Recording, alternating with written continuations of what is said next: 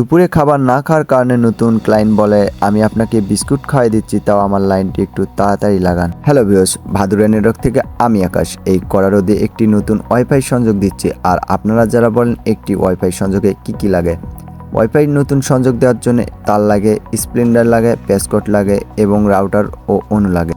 নতুন ওয়াইফাই সংযোগ দেওয়ার জন্য আমরা আমাদের মেন টিজি বক্সটা খুলে দেখব।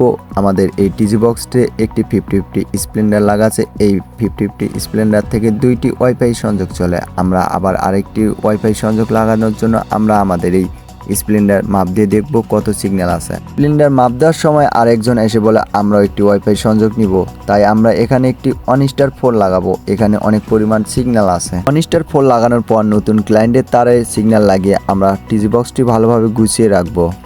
তারপর নতুন ক্লায়েন্টের বাসায় এসে প্যাসকোড লাগিয়ে দেখব সিগন্যাল আসছে কিনা। প্যাসকোড লাগানোর পর আমি পার মিটারে দেখলাম এখানে লাইন চলার মতো সিগন্যাল চলে আসছে। রাউটার অনু কারেন্টে লাগিয়ে কানেক্ট করার পর আমরা ক্রোম ব্রাউজারে গিয়ে তার আইপি লিখে সার্চ দিয়ে আমরা এটি কনফিগার করব।